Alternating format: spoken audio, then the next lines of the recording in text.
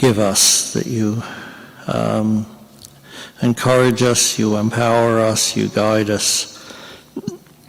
Lord, through this last 18 months or so particular, you have equipped and enabled our church, particularly our pastoral leadership, to carry on and to do effective work. And we thank you, Lord, for what has been accomplished, and especially for the faithfulness of your people in terms of preparing to move ahead in a new, whatever the near future and beyond will look like. Lord, we thank you for your goodness to us. We thank you for taking care of our people, encouraging us and enabling us to do what is right, for Hillcrest and for the ministry, for your ministry here in West St. John. And we thank you, Lord, for your promise to be with us. And now as we embark on looking at where we go from here, Lord, we just pray for your Spirit to clear our minds, show us what you want us to see, make us receptive and sensitive to your will, to your Spirit. We thank you, Lord, for your goodness. In Christ's name, amen.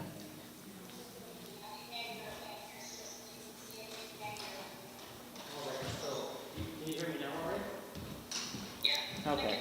Yep, hear you right now, Andrew. All right, so I'm just going to use this for that. And I've lost the picture now. You can still see the picture. there's not much. Okay. You're just looking at me, so you're not really seeing too much. Thanks, Lenny. Appreciate that. So we've got a couple things. Yeah.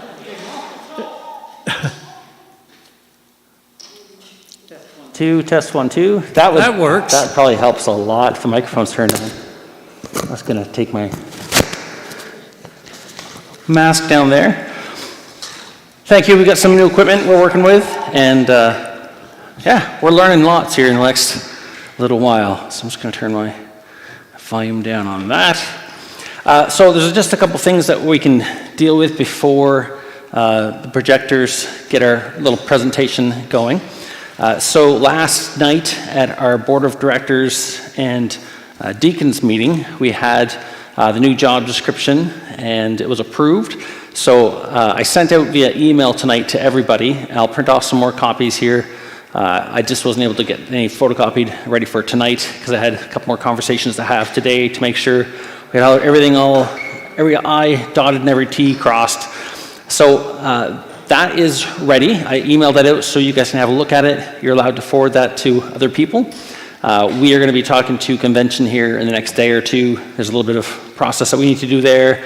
I just want to tell you who our search committee is, just so you're aware of who is on that search committee. So it's myself, and it's Holly, it's Paul, and Marley, and it is Brad Kay and Zahib Nazir. We also have Jen Kelly willing to help us out as well with her vast HR experience if we need an extra person to come alongside. So anyways, I'm really excited to get that moving ahead. So first things we need to decide as a team is how long we're going to have the job posting opening for, and we've got to create an email address for people to send their resumes to. So we'll have that information to you hopefully by Sunday, and we'll just get this process moving along, which is excellent. So just an update on Oasis as well. So we need to find some delegates for Oasis. So it's a little different this year. It's going to be online. So I have permission to show all the videos, all the speakers here at church. So we're going to have all the videos, everything that's going on. You can watch it live here at our church, and we just call it a watch party. So we need delegates who are computer savvy in order to make the couple votes that are going on. So tonight I'd like to either choose a few people that are willing to and have the ability to vote for us electronically, and once those people are willing and we have those names, we'll tell you, or we'll get to those people information on what the voting is about. So what about dates? dates of Oasis, that is July, no, it's August August. 13th and 14th, I believe. Let me just pull up my calendar here.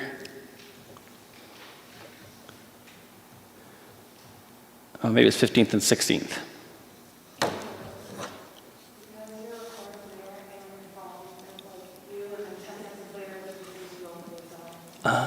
Oh, so I can turn this off then. Hold on. Okay, so I'll turn my Zoom off on this, and that should fix that. Okay, so that should fix itself in just a few seconds. Let's just double check that. And while we're checking that,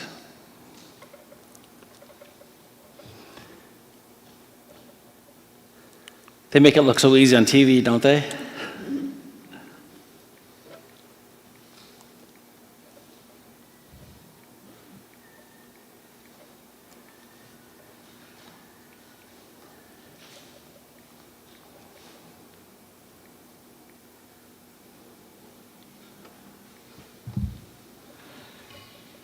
Okay.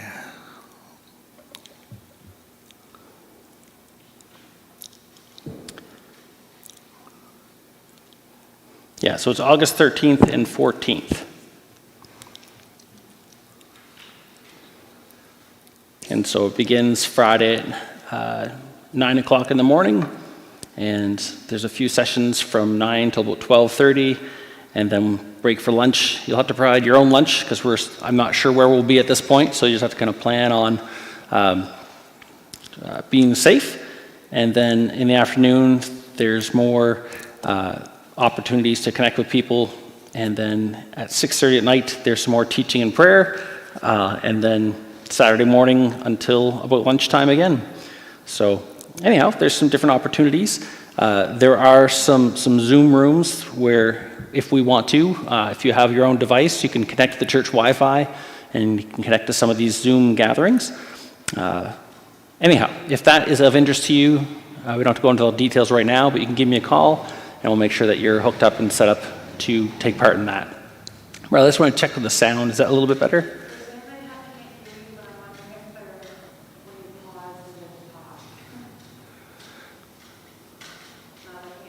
They can't hear anything? Okay.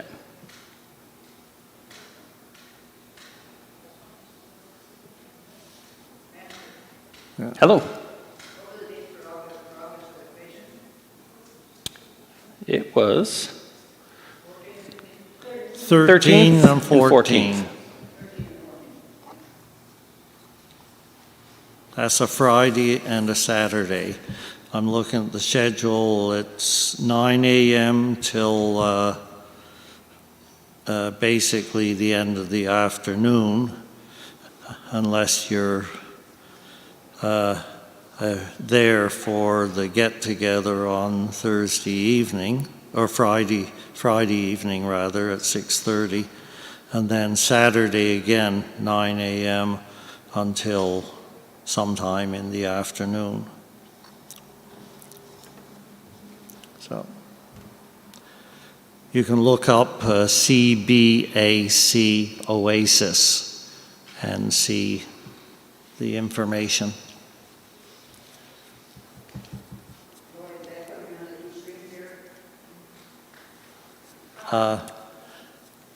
It probably will be for people who plan to attend here.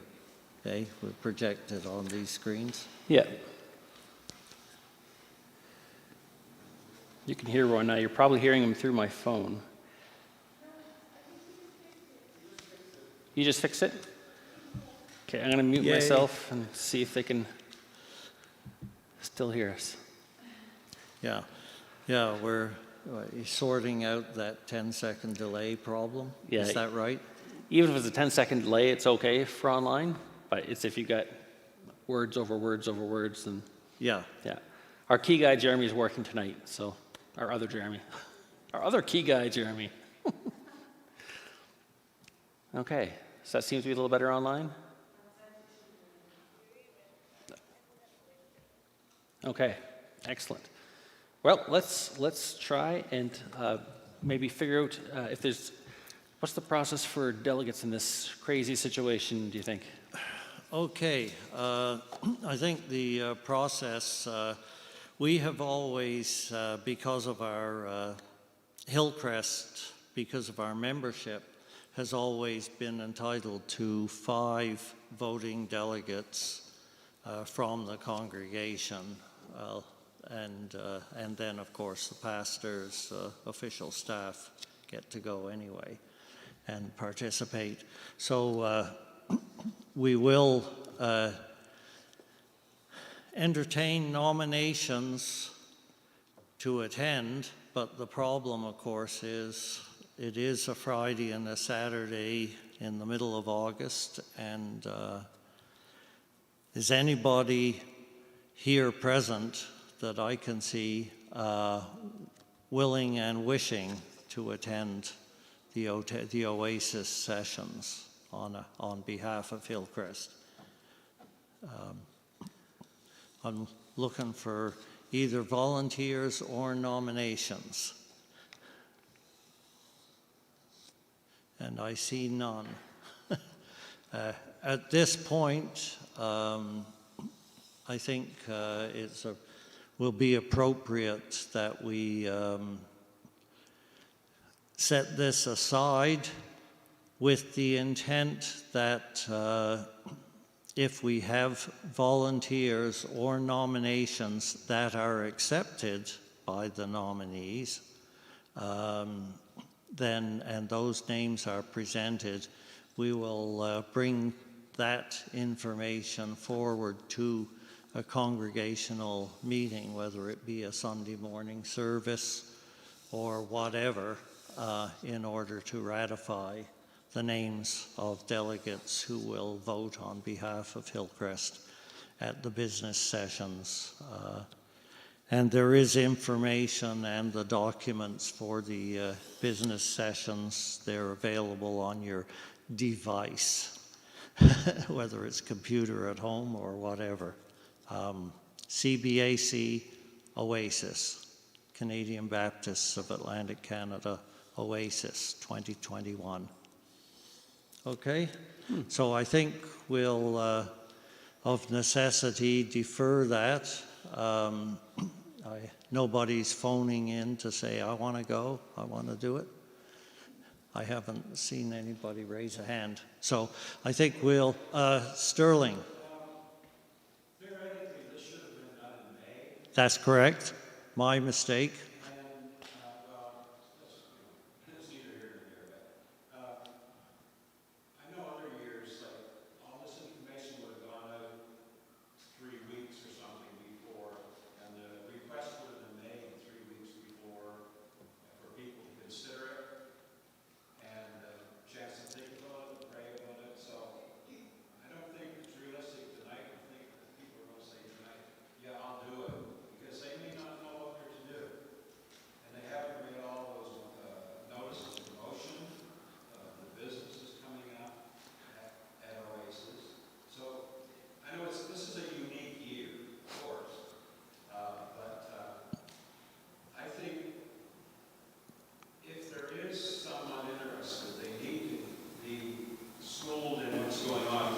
So I hope to be here, but I'm not going to volunteer as a delegate this time. Okay, thank you, Sterling.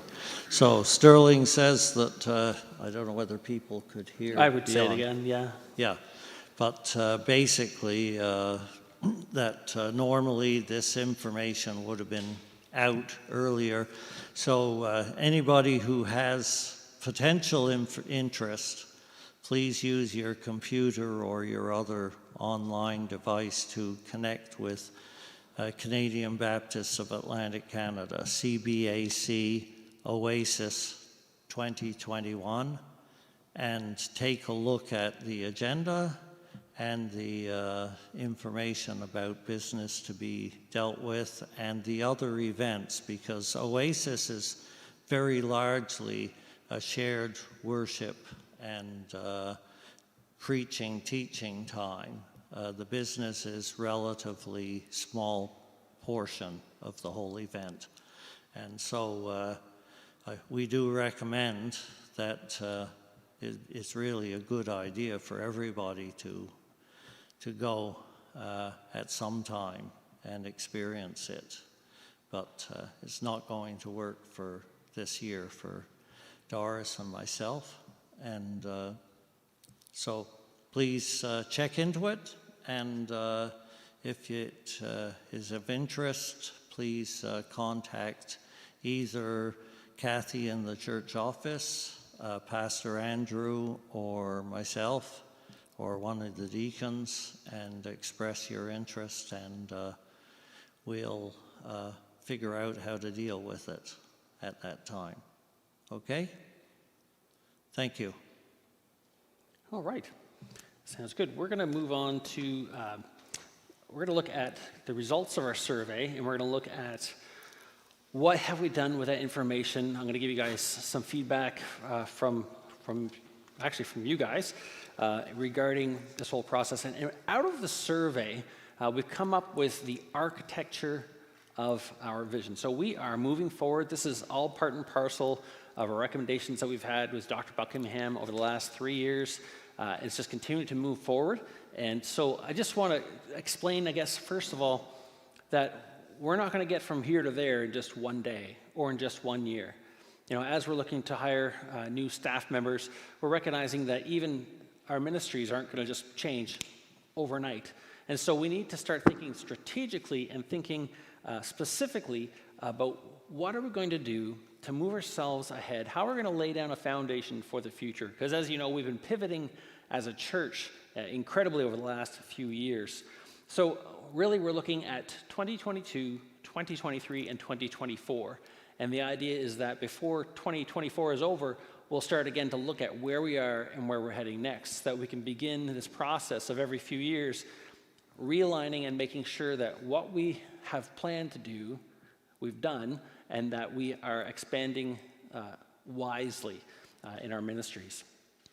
I believe as a church we've been reactionary quite often. You know, someone has a good idea and then we're like, yeah, someone has a good idea, yeah, someone has a good idea, yeah. And then we kind of lose track of what we're doing as a church. So we want to start laying some plans that we can say yes to what God has called us to and no to good ideas.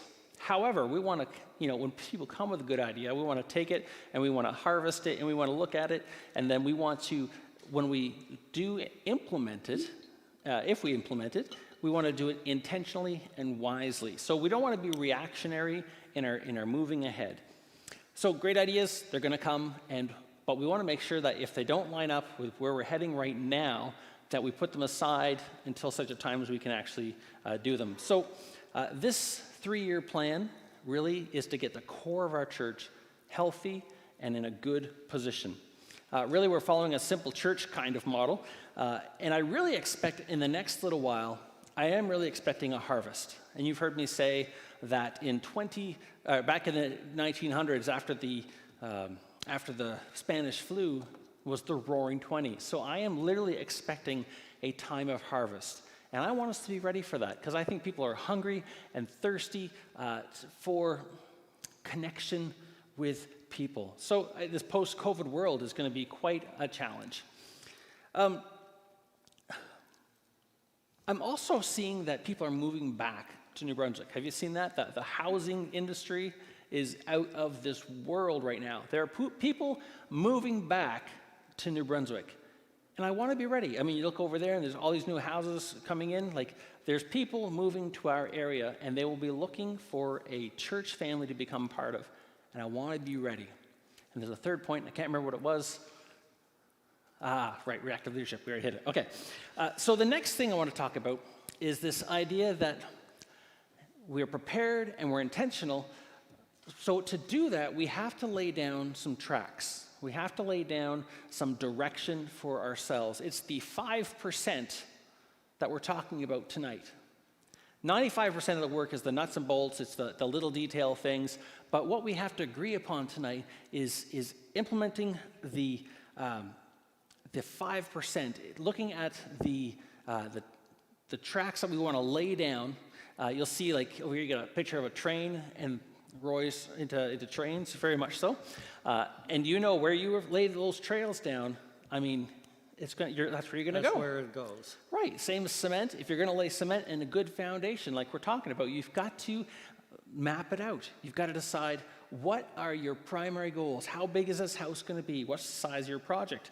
And so at the core of all these things, we've been talking about a wildly loving church for quite a while. And that's what we're kind of basing this all around, our 3 wildly loving statements.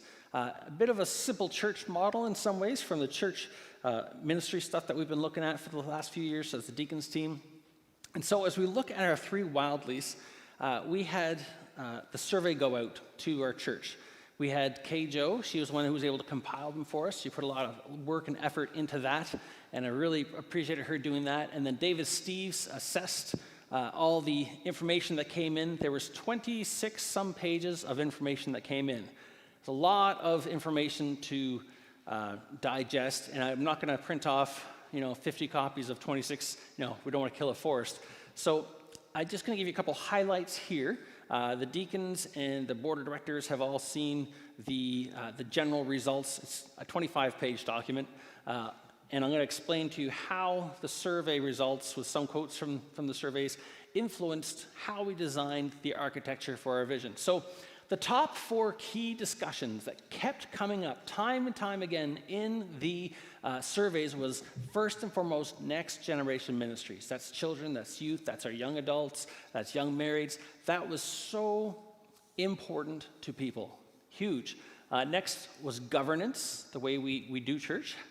Sunday services were important, and next steps. And I'll explain next steps a little bit when we get there. So let's move to our next slide. So who participated? So we had about 35 participated.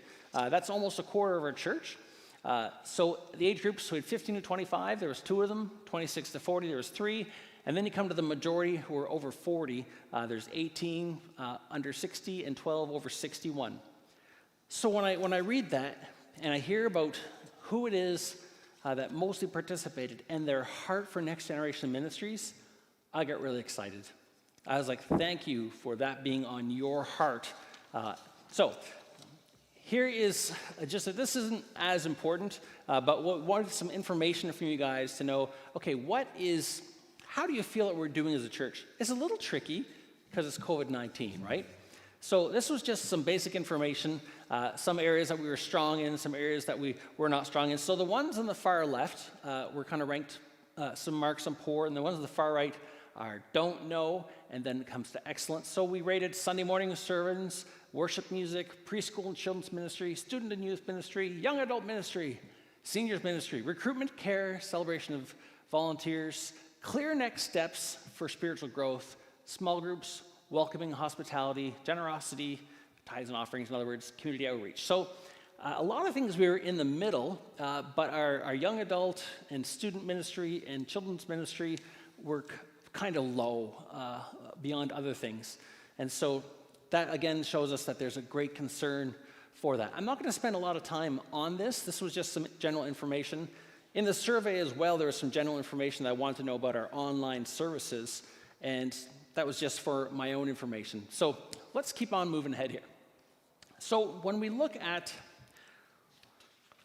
our 3 wildlies, when we look at our 3 wildlies, it creates our focus. And for a long time I've said this is our cultural statement. It's who we are. But out of who we are, we're using this as a platform for focus. And so we've just kind of broken it down into 3 parts. Hillcrest Church exists to lead people who are A, wildly loving Jesus Christ. No surprise. Wildly loving his church, again, no surprise. And wildly loving our community. And really the things we're going to talk about here today shouldn't surprise anybody. And there's our 3 wildly loving. So when we go to our next slide here, vision is about the how. It's about the how. It's those railways and the how you're going to get there. So it creates our direction, and it's the strategies and steps of the involvement of people to make it come to pass. How do we actually get there? If we want to be a Three Wildlies church, how do we get there? So we come to the Three Wildlies here. And so we broke it down into a couple different sections, and we break it down a little more to get even more specific. Tonight, we're not going to get into the nuts and bolts of how we do every little thing in every little ministry, because that's really something that needs to be discussed with our volunteers and our leaders to know what we can do, because we don't even know when we go to Green how many people are even willing to come back to church and be part of those different teams. So there's some things we need to find out. In the meanwhile, we can discover what is our general direction and how we're going to get there. So wildly loving Jesus Christ, how do we get there? How do we wildly love Jesus Christ? Intentionally, we will grow in our relationship with him. We will go reflecting him in our personal interactions. And we're going to break those down. What does it mean to grow? What does it mean to go? You can see the little blue highlights there. Wildly loving his church, we will gather consistently to worship, and we will give generously to contribute. And then while loving our community and city, we will prioritize groups. We will seek the next generation. So this is the beginning steps of our vision. Let's go to our next slide. So how did the survey actually impact all of these things? Well, let's go to our first one. So we're going to look at while loving Jesus Christ and the growing aspect. So we will grow in our relationship with him. How are we going to do that? Well, first of all, our grace and love is going to be evident in all of our relationships and work. There's 8 different comments, and so you'll see at the end of these things how many comments came out of the survey. There's comments like a place where people feel safe, where they hear the word of God and know they're home. A thriving church preaching Christ. Go out and serve the community. Develop relationships with people deep enough to invite them to church, service, or small group.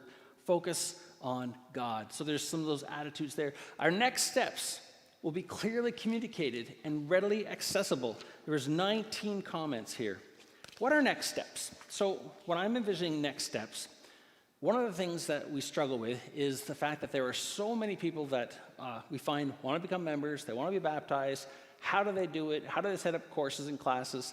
And we need to find a better way of getting people that information, right? Yeah, I see some heads nodding already. We know this. So part of what we have to do is, as we're looking at new church software, we're looking at having a station here either in the foyer or in the back, somewhere where it's clearly designated. If you want to know, I've been a Christian for 30 years. How do I go deeper? You go to the Next Steps booth, and we'll have someone trained to tell you, well, have you done this? Have you done this? Have you done this?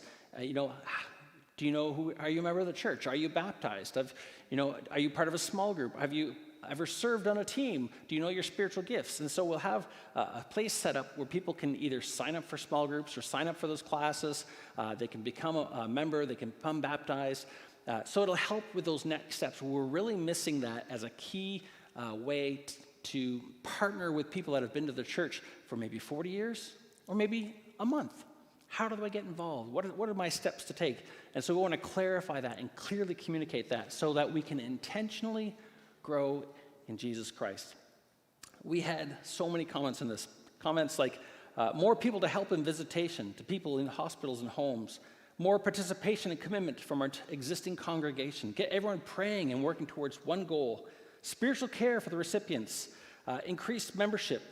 Have a program for new believers. People become intentionally more wildly loving. Identify church members' skills and talents and encourage their use in church programs. Offer an online discipleship class. More volunteer opportunities. And they went on and on like that. And so we recognized we need to have a way to clearly communicate what are the next steps, and simple enough that we can actually follow through with it without breaking our necks. The next part about intentionally loving Jesus Christ, we will go reflecting him in our personal interactions.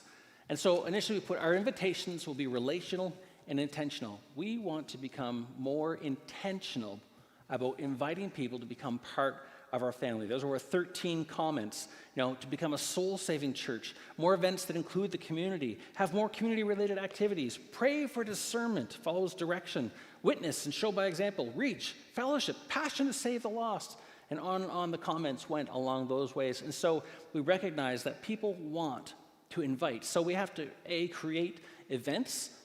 We have to create a safe place where people can intentionally invite their friends and family too. The next part of We Will Go is our attitudes will reflect what Jesus has done in our lives. And so there's 9 comments here. And the idea was that intentionally we would let Christ shine in our lives and that others would see something in us. There's comments like, we'd like to see people being servers and not sitters. Don't leave it all, this is the right one, to the pastor. Continuous strong outreach into the community. It's the membership that indicates their faith, not the baptism.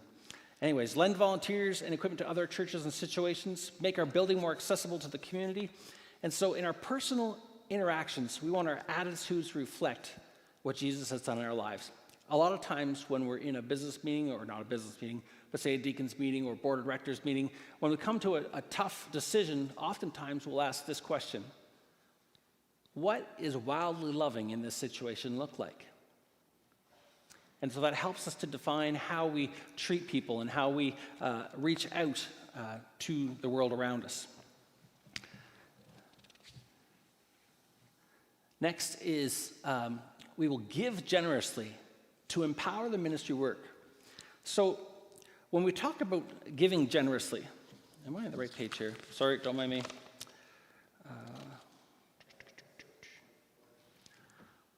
I've got so much going on here.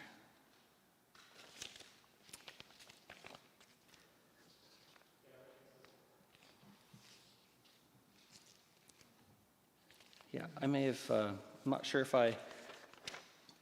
yes, okay, no, on the right page. Sorry, I did it back to back. I shouldn't have done that. Anyhow, while loving this church, gather and give. We will gather consistently to worship.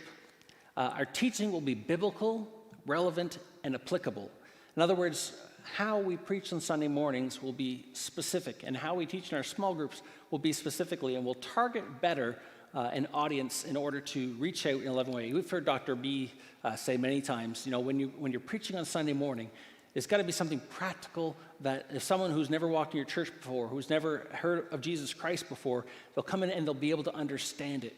And you can go deeper in your Sunday school classes. You can go deeper in your small groups. You can go deeper in some of those places in some different groups and such. 15 different comments about our teaching being biblical, and I think that's key. Whatever we teach has to be Bible-based. Relevant, has to actually connect with people. I've heard some people that are new to our church say, I actually understand what you're talking about sometimes. And they've only been in church for a few months, right? And applicable. And Doris is really good at this. So Andrew, tell me, what are people bringing home today from your message? I love that. It's a great question, and it's important. And what we preach needs to be applicable and not just so heavenly minded it's no earthly good. There are places and times where we need to go deeper into those realms to understand God's love for us, but not necessarily Sunday morning might not be the best place for that if we're going to be inviting people to know Christ there. So 15 different comments like communicate better and get people's attentions, reduce sermon length to no more than 5 minutes. No, that's 15 minutes, 15 to 20 minutes. Challenging, teaching, preaching, generally an exciting atmosphere, a place where God manifests his power and glory. Anyways, it goes on, different kind of comments like that. So we knew this was important to people. The next part, our music will connect with those we are striving to reach. There was 12 comments on music, and we're ever evolving. Some of our new technology that we're looking at includes what we would be able to use for our worship teams, getting them up to date with some of their equipment, specifically when it comes to organization and learning new songs, repertoires and such. Some of the comments were, lots of room for upgrading the music ministry to a higher level. Sure. Expand the music ministry. More involvement. Yeah. Some of us have said we'd like to see younger people take part. And, first of all, we need to get some younger people in the church, and then they can take part, right? So, lacking music for youth and young families, more inspiring music, a variety of solos, duets, new worship music, blah, blah, blah. There's a ton more comments along those lines. And basically what I hear is people saying, we want our worship to connect with the people that we're inviting into our building. I can remember the fellow who's in charge of the Global Leadership Summit back in the day. He said he did a poll of his church to find out what kind of music they liked, and he was so distraught because they liked country music. And so because that was the people that were coming to their church, that's the kind of worship music they did. And he was very distraught, but he got over it because, he's going to heaven. What does it take to reach those who don't know Christ yet? What would it take to get your child to come back in this building, to feel loved and not ashamed, and to feel God's love? Creating a safe environment like that.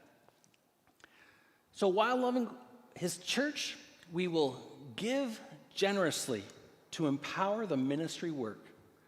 We're not just giving generously for no reason. We are giving because we believe in what God has called us to do. Yeah. And how do we empower this? Well, our environments will be bright, friendly, inviting. You look at the changes we've made in our sanctuary. And I know it's been hard for some people, and I'm not poo-pooing that at all. But we're doing this to reach the lost. We're doing this, we're looking at downstairs, repainting that even to be brighter and happier, because you only have a few minutes to make that first impression. And we want our first impression to be, we are alive, Jesus Christ is alive and well, and being more intentional. There's 13 different comments.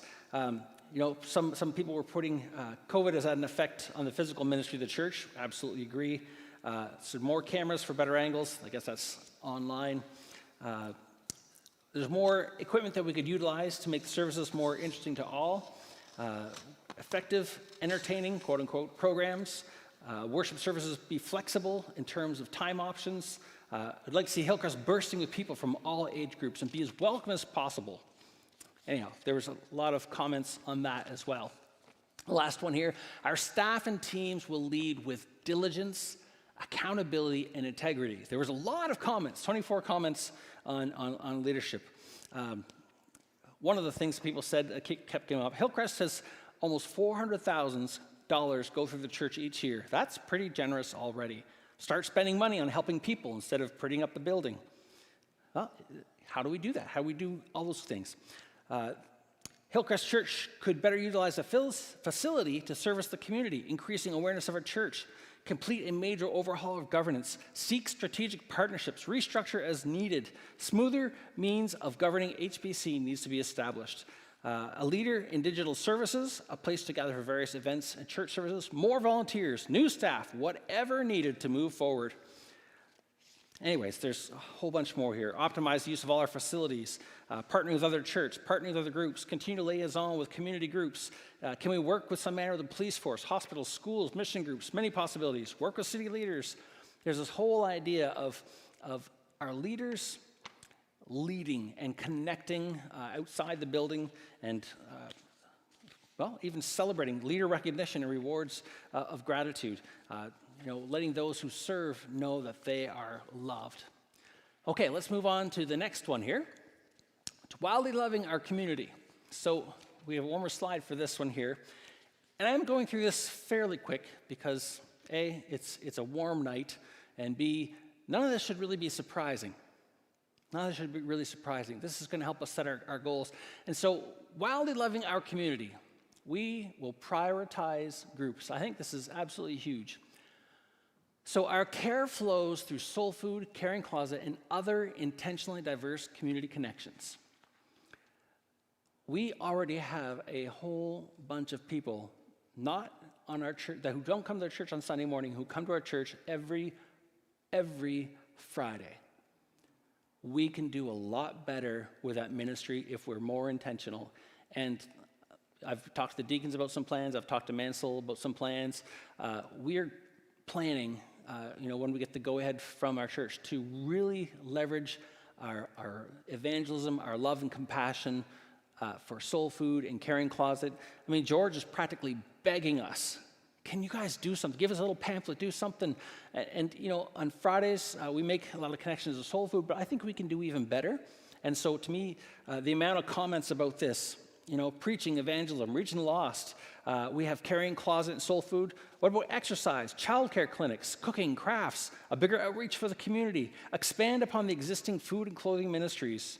We need to be giving more generously within our community. Expand on the Caring Closet and Soul Food Kitchen, and maybe get back into the local school with a lunch program again. Anyhow, there's a lot of call from our people saying, let's work these better. And that really gets us back to our foundations, right? What are we known for in the community? Let's do those even better. Before we start off, there's lots of things we could do, but I think it's time to settle on a few things and do them well. Our faith strengthens as we do life together through small groups, service teams, and fresh expressions. 17 comments on this one. It's clear. Anyone who's been a part of our membership classes in the last couple of years, I've given them a book by Tom Rainer, which is called I'm a Church Member. And in it, it's very clear. It says if a person is not part of a small group, they don't usually stick around a church for more than a couple of years. But if they're part of a small group, if they are part of a people, if they feel like they belong and they're genuinely loved by a group of people, it doesn't matter if it's a deacons team or if you're part of the kitchen crew or if you're one of the young adult leaders or youth group leaders, or if you're part of a small group of people, a tech team, the Wanda's Bible studies groups, the ladies' Bible studies groups, we have different groups. However, are there people in our church that are slipping through the gaps? Do they have a way through these next steps that we talked about, to get our people into these small groups? And then we're thinking about some exciting things, like starting some micro churches, or as it's called, fresh expressions, looking at doing church uniquely outside these four walls. I've talked to Jack from Jacko's Pizza, and he said if we want to do church there sometime, it doesn't have to be on a Sunday morning. We can go there and have our Bible study, and he's got a big area for us. And it becomes a safe place to invite people to who would never walk into a church because they just don't feel comfortable. But you invite them for a slice of pizza and a Bible study, that's not so scary. It's a neutral place. I used to use basketball court like that for evangelism. Now I think it's time to be thinking outside the box a little more, because there are some people who will never walk in through the doors of a church because they're literally afraid that lightning's going to strike them, or that they're going to be hated, or there's going to be something. And so we have to think of ways, that's not for everybody. But still, I think those with a pioneering spirit may want to join me on some of those little adventures. And we'll talk about that as that goes on. But there's ideas of a daycare, programs for 22 to 35-year-olds, urgently needed. More small groups. I have 3 in mind that do not attend Hillcrest. Some portion of the caring closet storage needed for Sunday school rooms again. I don't know about that, because I think George might fight us on that one. I'd like to see 2 or 3 micro-churches born for intentional outreach. I love that this is how you guys are thinking. Open Bible studies led by the Holy Spirit, Bible studies, small groups and discipleship classes, small groups, alpha, launch micro-churches. This is what you're telling us, right? And then we come to,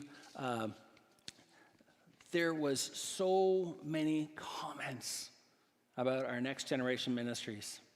This is why I didn't wait to push for the job description. This is why I didn't wait. When I saw the survey results, it was like overwhelming how much you as a church desire to see our next generation ministries flourish. So we use these words. We will invest disproportionately, which means this is going to be a vital matter for us in the next generation. Our desire is to be a hope-filled place where children and youth beg to attend while developing a lifelong faith. Here's some of the comments. Do we have programs today that the kids are saying to their parents, I want to go to Hillcrest today? Do we have exciting children's programs, intergenerational ministries and programs? Our ministries for under 40 members are really failing. I feel very out of touch with CE ministries, especially teens and young adults. I'd really appreciate more opportunity for the whole congregation to learn who comes to CE activities.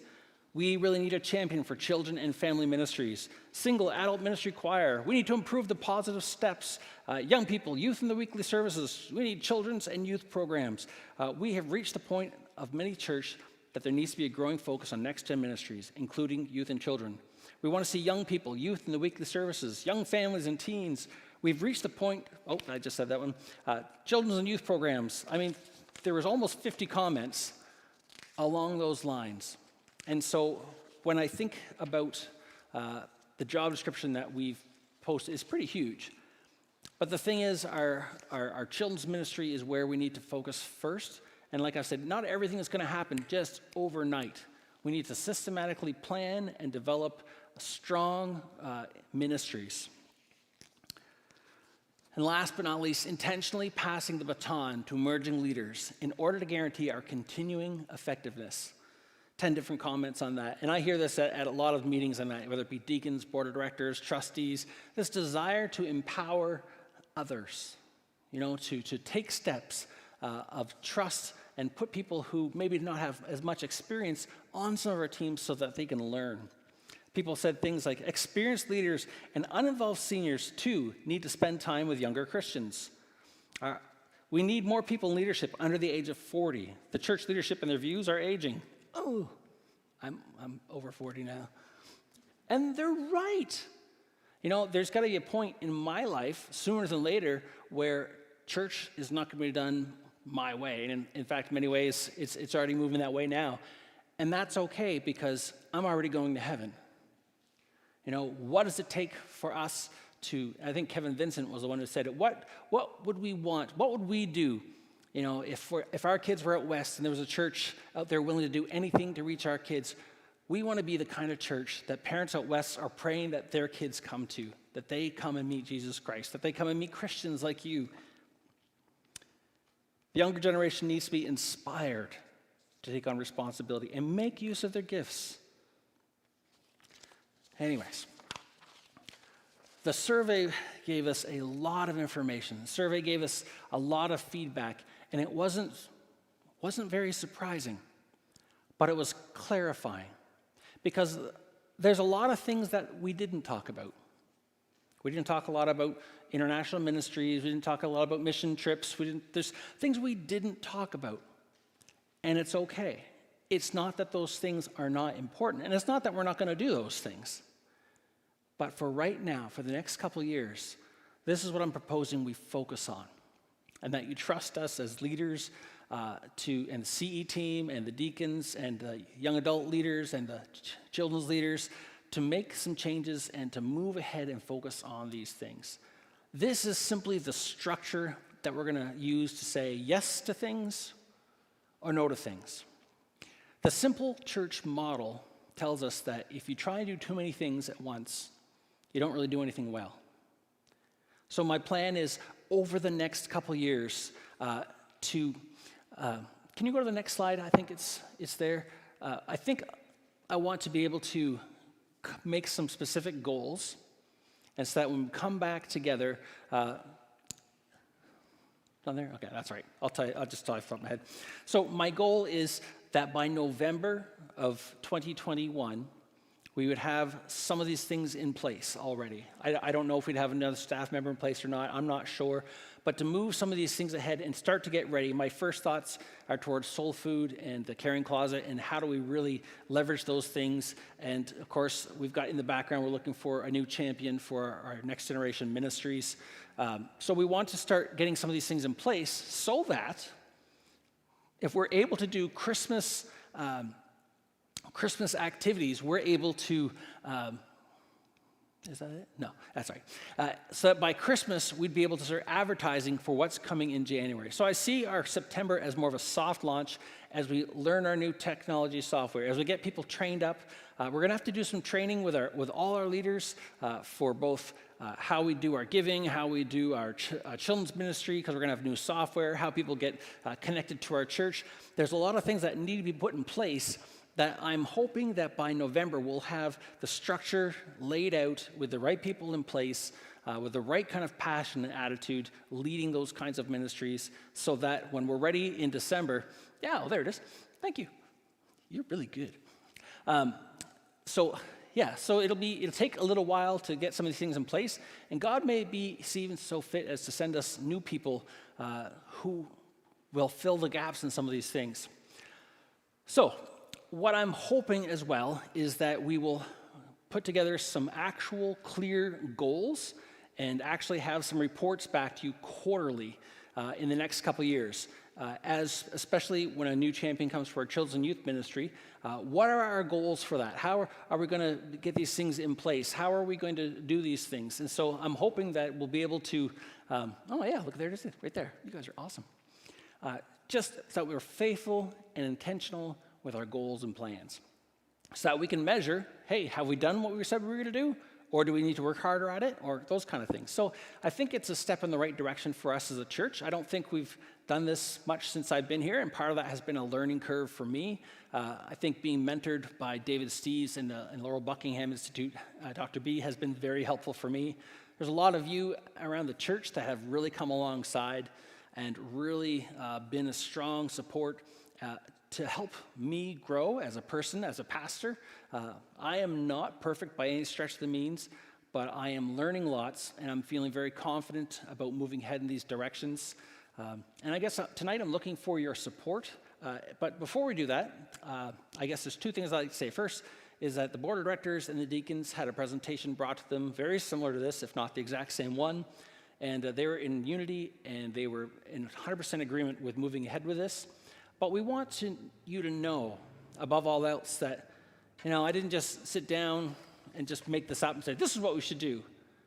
We listened to what you had to say. We put it together. It was a lot of work. And this is kind of the results that came out of it. This isn't just my plan. This isn't David Steeves' plan. This is Hillcrest Church's feedback and plan and vision to move forward. But I'd like to take some questions. If anybody would like to ask me any questions about any of these things, if we get into the nuts and bolts, I may not have the answers for you yet because I haven't been. Well, one of the things I've discovered through this whole process is one of the things that we are missing at Hillcrest is permission. We don't give our teams permission. And so we're just getting some permission tonight to move ahead and get some things done. So I guess I'm looking for if there's some questions that anyone might have over anything that I've presented tonight. If it's online, maybe we'll get you to text it in, and then...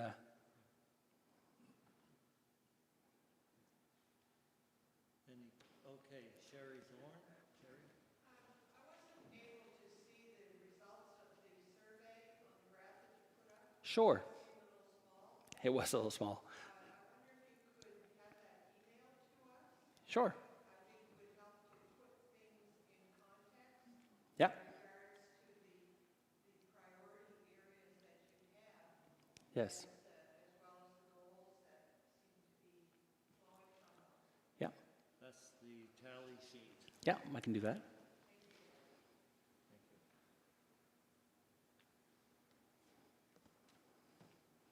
Kathy. So you said you emailed the job description today? Yes. Okay. I didn't see it, I may not have looked close enough to come to the meeting.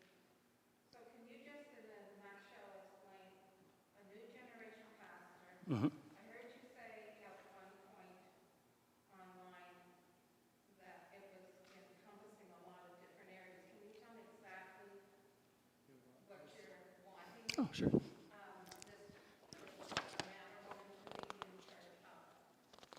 Yeah, actually, I've got Roy had printed off a copy of it right here. So the gist of it is, and I can look at this afterwards, the gist of it is, and there's actually some people here from the job description committee, so they can go yes or no if I'm right or wrong. But the gist of it is we need to rebuild our ministries, starting from nursery to our elementary kids ministries. We're going to focus on Sunday mornings first.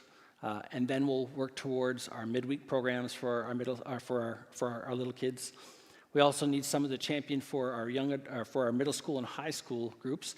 Now we have a lot of volunteers that are really excellent at that, and eventually the idea is that they would champion that as well, and get to know the kids and kind of build a garden which grows into the next level of ministry. From there, we also want them to be supportive of the young adult ministries. They don't have to necessarily, they're young adults and they're doing a really good job of leading themselves, but to have someone who's their own, that can point them to resources, that can point them to some different things that they can go to that they feel is, hey, this is their own. It's not that old guy Andrew, right?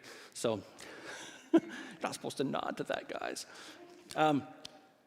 But the gist of it is we want them to be a trainer of volunteers, a pastor to our children and youth and young adults, but someone who champions not just, not just a program director, but a pastor who's going to come in and lead other leaders, but yet still be involved in the lives of the kids so that they would actually know them. I don't know if that totally answers your question or not, or if you'd like some more clarity on a couple things, or? So is it sort of cradle to young adults, but young adults being just an overseer of young adults? Yeah, and we've even put in young marrieds occasionally. So if there's a small group, that can be, part of it depends on who they are and where they're at in their stage of life. So if they're a young married couple that comes, then that's going to be a no-brainer for them. I'm sure they're going to want to do that. But if they're,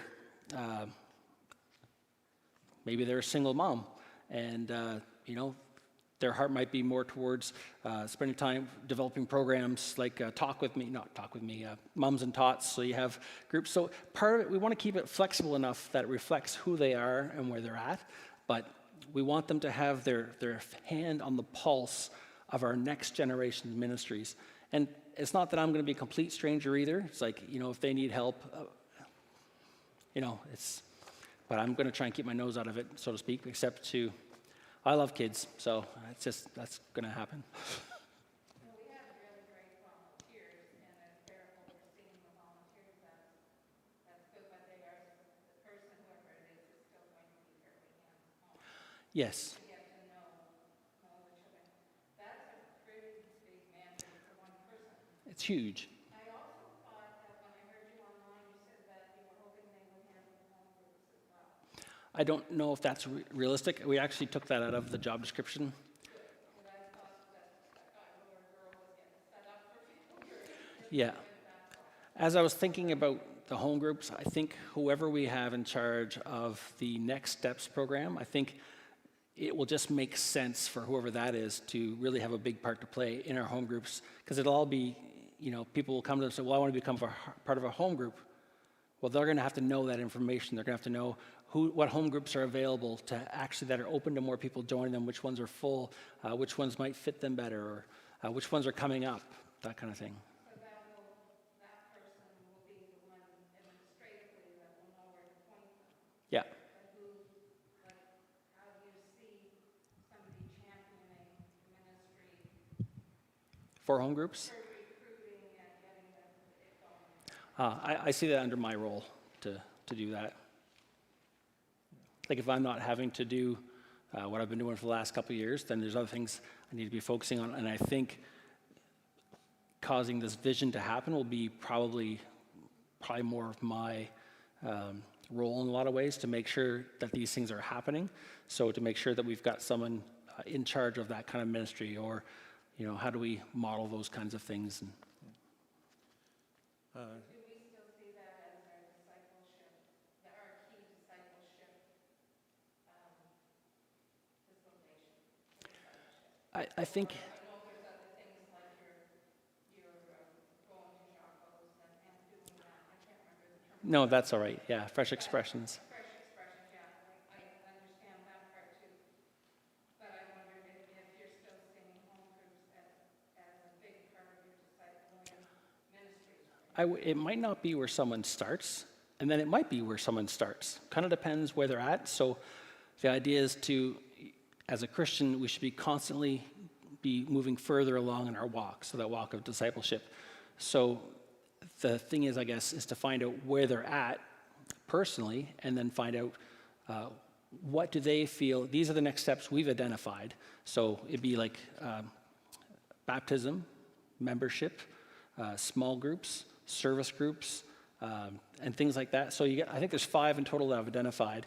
So then you ask them, how long have you been a Christian? Like if they're going to be part of a service group, well, do you know what your spiritual gifts are? So that you have certain courses, certain times of year, so that you've kind of it's a little more intentional. So like if you did baptisms twice a year, then if people were going to sign up for baptisms, they'd know exactly when it was happening and they could sign up for it. Or if they were not a member of the church, how do I do that? Well, we have this course twice a year. It's here and it's here. Or if you want to become part of a small group, well, these are the ones that we have. But we have this one coming up, this series on this here. What interests you? What kind of, are you looking more for, because there's different kinds of small groups. So the fresh expression ones would be more for the adventurous spirit who wants to go out and do some outreach. And some people, that's their thing. And other people, they just want something quiet where they can grow and nurture and bring a safe place to really go deep. And so I think having different kinds of small groups, and what happens too is some small groups over time, it's like it's time to close the door and just let that group grow, because I guess you don't want to become stagnant or anything, but sometimes there's a certain level of trust that takes time to develop, and all of a sudden a new person comes in and it just kind of sets it back. So being sensitive to what happens in those groups, so someone's going to have the pulse on that, and so having people with that information. So I guess part of what I would be thinking is that we'd have, during announcements, we'd say, hey, we'd highlight one of the different things. So if you're not part of a small group, then you can see our next steps, just kind of draw attention to it so that you're not, because we have so many different kinds of small groups. We have teenagers, we have ladies' Bible study, we have the other small groups like Wanda's and Zahib's, and so there's a lot of different kinds. So it just would depend. We just want to make it so that no matter where you're at as a Christian, you can know what your next step is in your journey of discipleship. Yeah, good question. I'd like to put in here, Kathy, just during the discussion with the board, is it not, you're not hearing it? There you go. There. Yeah, no, it keeps running away from me. See? One of the things that was brought up during the board review of this pastoral description was the fact that where was I? It was about the pastor, whoever the pastor is, needs to be guiding, mentoring, I forget exactly. Other volunteers? Yeah, sort of developing, equipping. Remember Darrell Pond, he says the job of the pastor is the equipping of the saints for the work of the ministry. And that's what this pastor needs to do. Right there. Yeah. Those three there. Yeah, here in the start of this job description, expected outcomes, leading and training of a thriving volunteer culture who wildly love each other and those they serve, and working with and equipping parents and church family to pass along their faith. So those, this an integral part is the equipping of the volunteers and the people who come, we're connecting with, or this pastor and his team of workers connect with. Okay. Yeah, one of the things that I think we've kind of dropped the ball on, and we're starting to get better at, is bringing training to our volunteers. Like we're already planning the September for an orientation meeting, but having training times with our youth leaders, with our children's leaders, with our ushers and such, just to empower them and let them know how much we appreciate them, and to just, it's good to have those refresher courses a couple times a year. And so that's one of the things we'd like to see happening, and just giving people support, reminding people of the important things.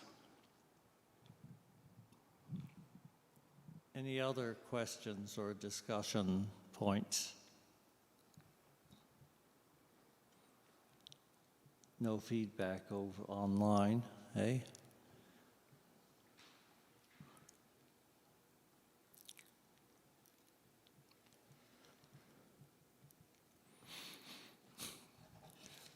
I guess the big thing where this was called as a business meeting is to say, what next? Where do we go from here? There's a lot of thoughts and ideas and suggestions here, but what is an action item that we can move on?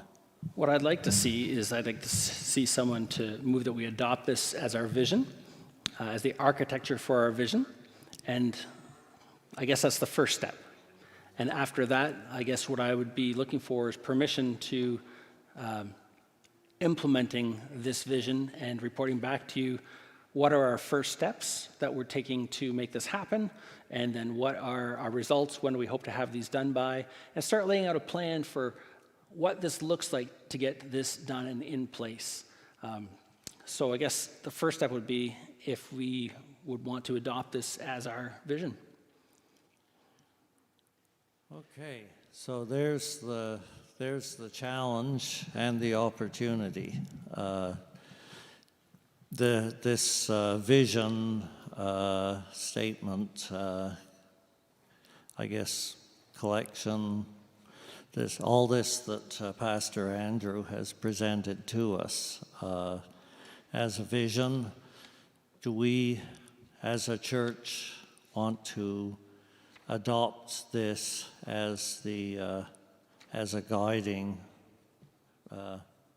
plan or architecture for moving forward over the next 3 years? There's somebody, Paul. What's that? Okay, we have a motion to adopt the vision as presented, correct? Yep. Okay. Do we have a seconder? Wanda Cross, thank you. Okay, the vision is on the floor for any further discussion. I think it's been pretty well covered, but if there is any, what does this, any further questions in terms of what does this commit us to or anything else? Any other concerns or questions before we vote? Are we voting on everything as a whole package? The guiding,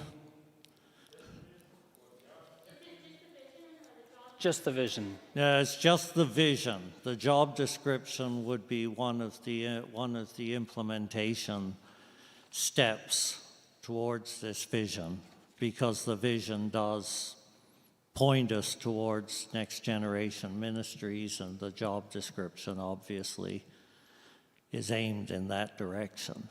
So this is just the vision and the idea that we start moving in terms of intentionally setting priorities, making plans, trying to develop things, and you may remember have quarterly reports, feedback. So that's all part of the vision, is that we keep checking to make sure we're on track and going where we believe we need to go.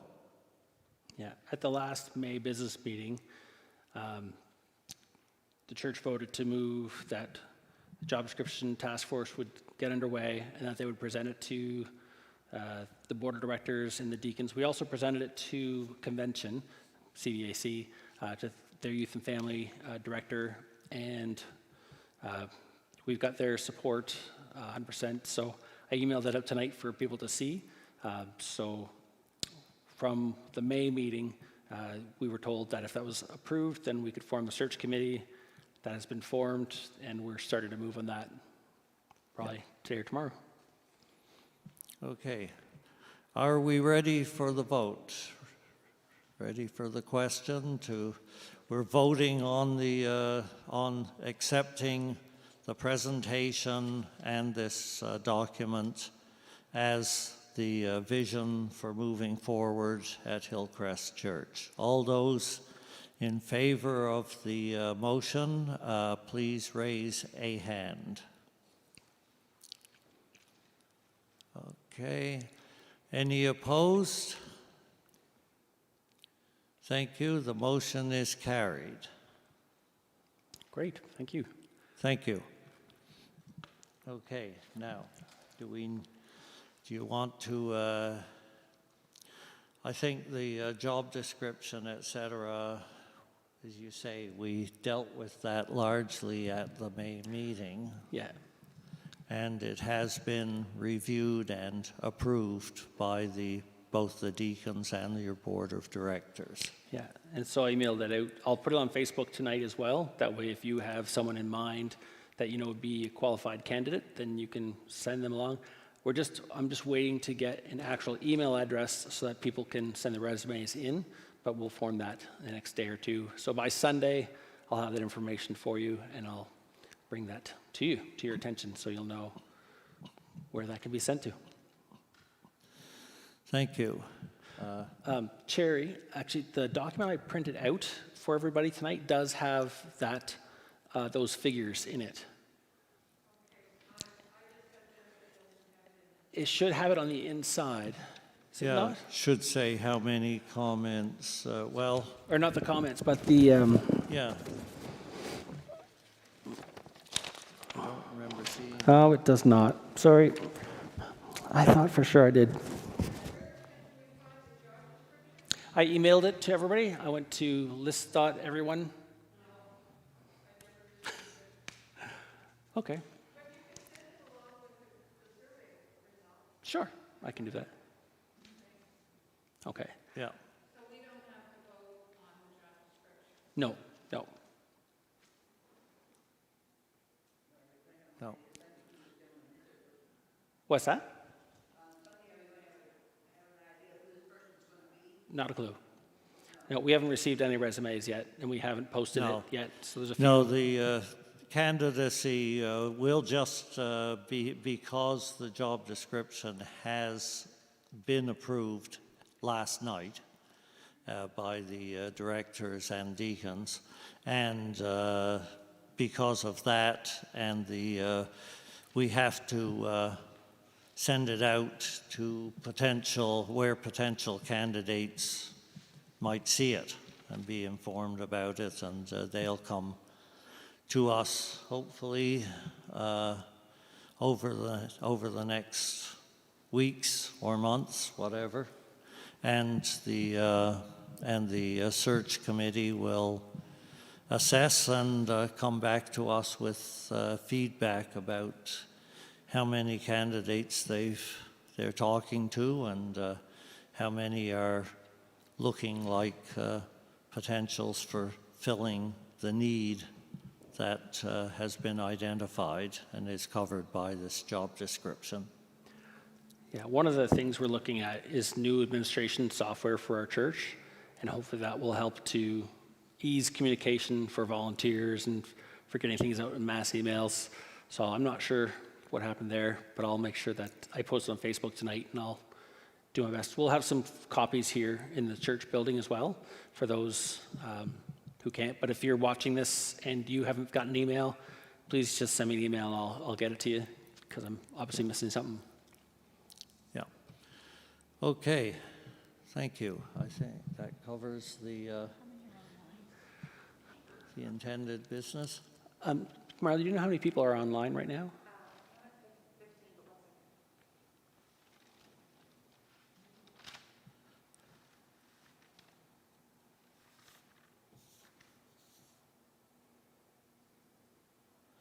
She's counting. Okay. 13. So there was 15 though? Yes. Okay. Good. So that's good. Good participation for. Yeah. I'm not going to talk about it tonight because it's already 8:30, but we are discussing as leadership team this week, well, some of the trustees and myself, I think it's this Friday, maybe it's soon, about what it looks like when we open to green. So we are working on that. We are looking to that, and we'll get back to you when we've got some solid information.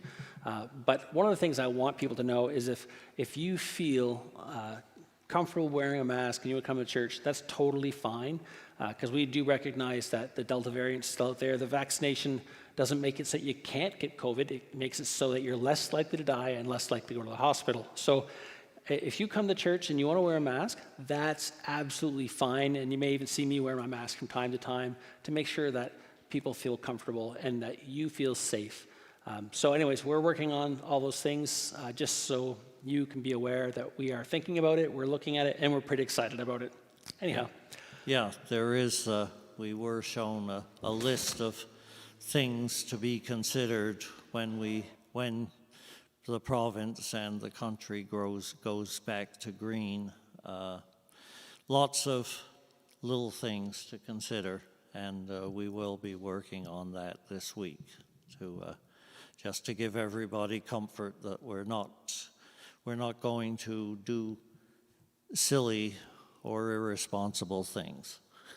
Yeah, okay. Thank you very much. I think that covers all the business we need to cover at this time. There will be more business to come since we're looking for a new pastor to assist our senior pastor, and lots of other things to be done. So I'm going to ask for adjournment, but before we do, I really like to thank Pastor Andrew and the team members who have worked together to create the survey, to compile the survey, and to bring these results and this information back to us and compile it into a vision that we can adopt and plan to move forward.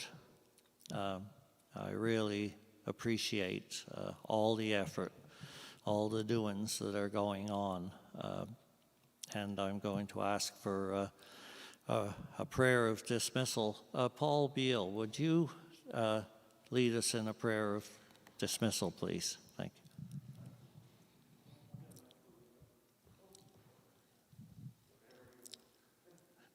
Thank you.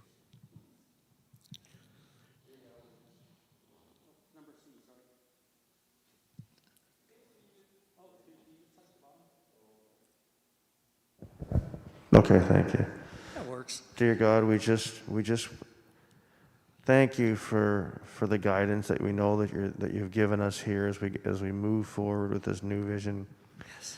And God, I feel an overwhelming sense of enthusiasm right now about our church, and I don't think I'm alone in that. And I know that great things are coming, God, but we all know that for those great things to happen, we need you. We can't do this with 1,000 meetings if we don't have you, God. And we just pray for your guidance in your hand and for the Holy Spirit. And we just thank you for helping us through COVID. It's been a hard year and a half, and we've all felt your presence through all of it. So I just want to take a second and say thank you for that, God.